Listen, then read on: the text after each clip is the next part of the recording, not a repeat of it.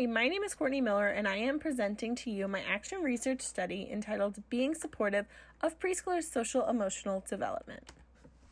After a few weeks of research and classroom observations, I noticed my academically thriving preschoolers were struggling with 3 social-emotional skills. They lacked the emotional control to handle everyday occurrences.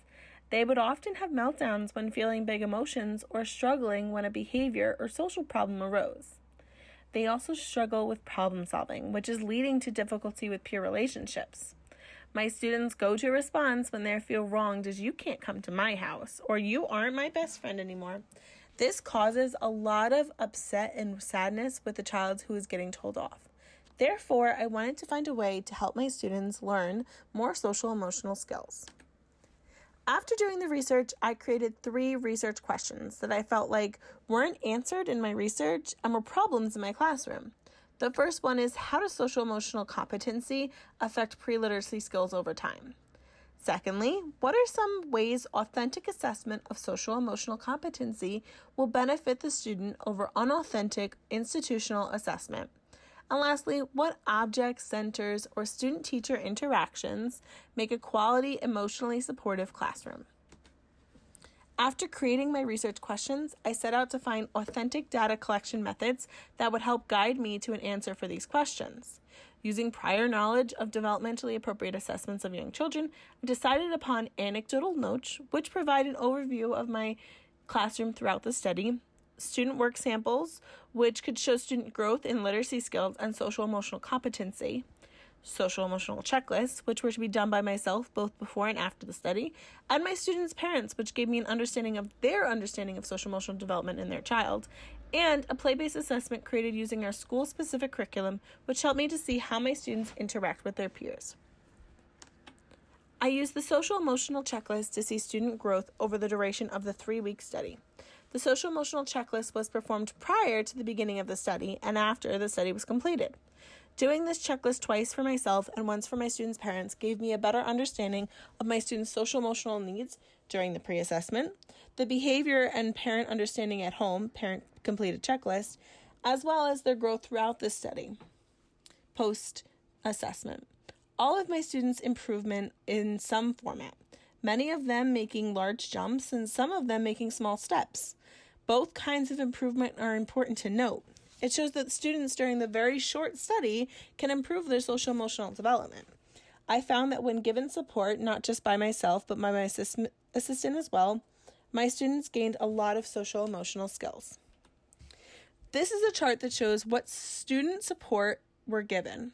This data was collected through anecdotal notes and records. At the end of the study, 66 anecdotal notes or records were taken. 2 anecdotal notes or records per student per week for my 11 students, which totals 66 anecdotal notes or records. I taught 3 problem-solving strategies that were posted around the classroom. I taught my students the minute rule, which is encouraging them to ask their peers how many minutes until their turn. I taught the move away strategy to use when a peer is bothering them. And I also taught them to label their emotions technique, which allows students the opportunity to express how they feel about the situation. I also created a calm down corner that was introduced and often encouraged by myself and my assistant for our student use. This was the hit of the whole process. They used this the most because it pulls them out of the situation and gives them their own space to calm down and compose themselves.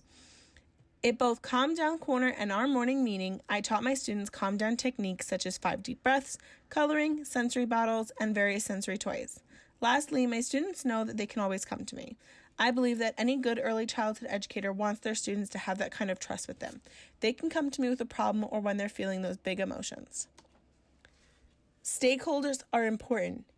This study includes 3 different stakeholders. It involves myself, my assistant, and my students' parents. My students' parents were given a social-emotional checklist to be completed during the preparation of the study. This is the same social-emotional checklist I completed for my students. My assistant was given materials to help her understand her involvement in the study. She was given some resources on ways to change our vocabulary when used in a teachable moment.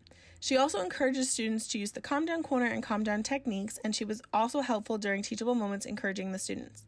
My place in this study is creating meaningful lessons, creating a calm down corner, and materials in it for preparation of the study. I collected all the data, implemented my lessons, and helped my students work through the problems. during teachable moments. Lastly, I analyzed all the data collected, looking for patterns, themes, or inconsistencies. This brought about a few unexpected and expected results. My students had a much stronger grasp on their social-emotional control. They are able to label their emotions and use some of the new techniques to help work through those emotions without the blow-up. My students are more open. I didn't expect my students' confidence to excel as much as it did. They are more willing to share their emotions with myself, my assistant, and our class as a whole. An important part of preschool is setting our 4- and 5-year-olds up for a successful school career. Children who are more stable set of social emotional skills are more ready for kindergarten, which is awesome, positive.